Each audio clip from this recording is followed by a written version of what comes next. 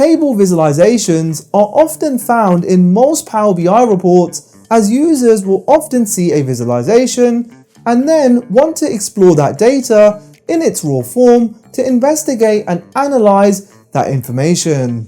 But the normal table visual can be difficult to explore and leave a lot to be desired in terms of investigating and interacting with raw data.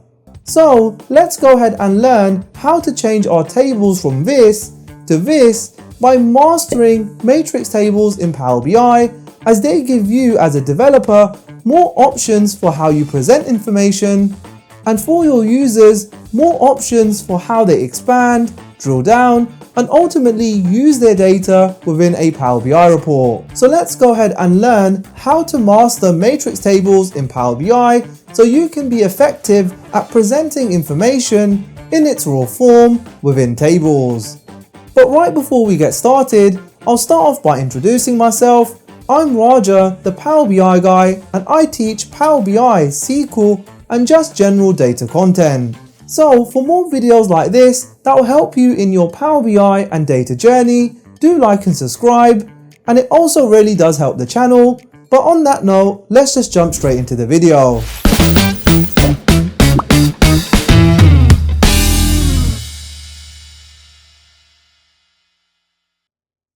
So we're now in Power BI. Let's quickly explore the visual that we'll be creating, just so you know what it can do in terms of functionality.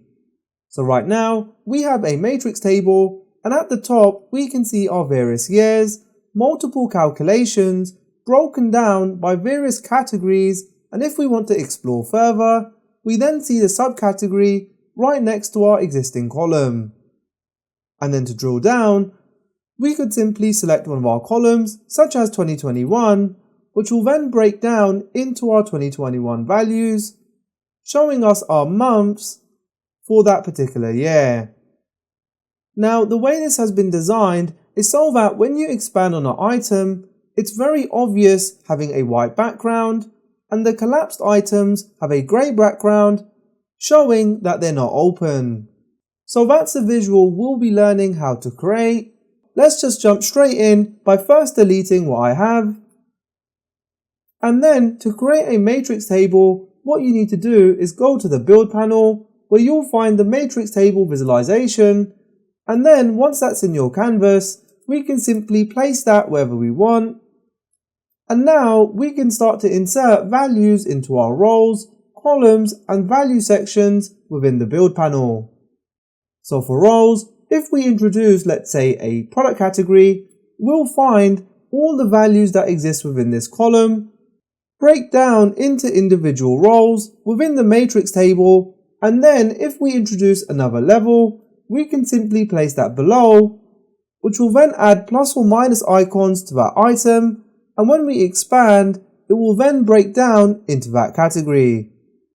Now later, we'll learn how to split this so it sits as another column, but for now, that's all we need to know. So let's move on to columns, which work slightly differently. So for columns, whatever we bring into here will not be an individual row. That will split out the values as an individual column for each item that exists. So for example, if we bring in region, we can see all of our regions are now split out as individual columns. If we remove that and change that to, let's say, months, we'll see all of our months are now individual columns, meaning we can now insert data to populate our product categories, subcategories, and our month values. So for this, I've created two very simple measures, sales and then orders. So let's start by introducing orders into our values. And what we'll find is that's now populated against all of our values in our individual columns. And then if we introduce orders and place that below, orders now exists as a separate column falling into the bucket or column that exists within our visual. So let me quickly rename some of these values just so they look more organized within our matrix table. So what I'll do is remove the product, so that looks as category. Our subcategory, we only want it to say subcategory. Then for our sales, let's quickly remove the values. So we now have the baseline for our matrix table. Let's start working on the formatting and various options to take it to that next level. So first, we can see these are existing below our actual categories. So we want our subcategories to sit as their own individual columns. So what we'll do is go to our Format tab, which you can open by selecting the ribbon. And then for our layout and style presets, we have options under layout to change this from compact to outline and tabular. So if we select outline, we'll see that's placed that as an individual column.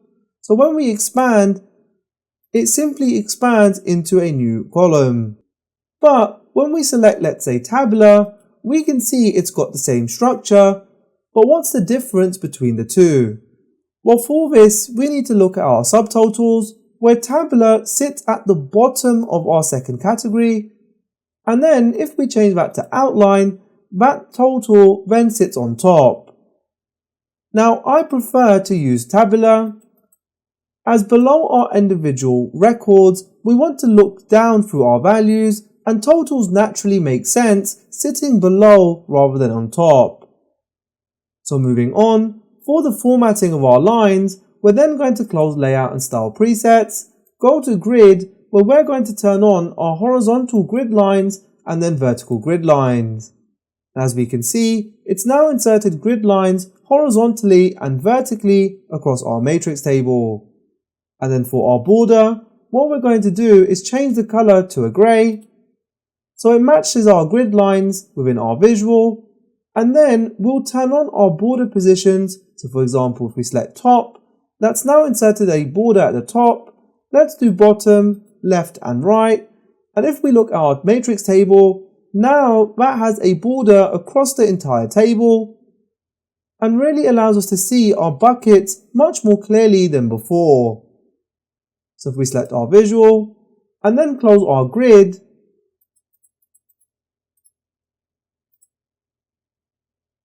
we can then move on to our values, where we can see we have options for text color. So let's say we change that, for example, from black to, let's say, a red. That will change all the colors for the text color.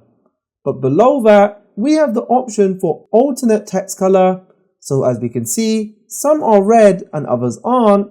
And that's because matrix tables always work off one row, then an alternative color. So if we change that from red back to black, let's go ahead and adjust the background for our alternative rows. So for this, let's change that from grey to white. And now that's matching across all of our values. Now moving on, it's completely up to you if you'd like to keep your subtotals at a subcategory level or simply retain the bottom level. So for this, once again, if we go to format, we now need to look at row subtotals. So currently this is turned on, but if we turn that off, we can see the subtotal at the bottom and at a subcategory level has disappeared. So if we turn that back on, we can then select per row level, which allows us to choose if we keep the subtotal at a row level, which then allows us to retain the total at the bottom. So for this, if we scroll down and then select row grand total, we can change the background color of our total to be a grey just to make that to stand out. And then for our values when they're collapsed, we can also adjust the background. So right now, because they're collapsed, these are naturally totals. So once again, if we go back to row subtotals and then let's say select all, we can turn on values, which allows us to apply background colors to the row subtotals when they're collapsed. So for example, if we change the background color to a light grey and then the font color to a light grey as well, we can see they've completely disappeared. Or if we make them slightly darker and then turn off the bold, we can see they're still visible, but now we have a separation between what's opened and then what's closed. So if we open, let's say home, that's immediately obvious that's been opened as an individual value.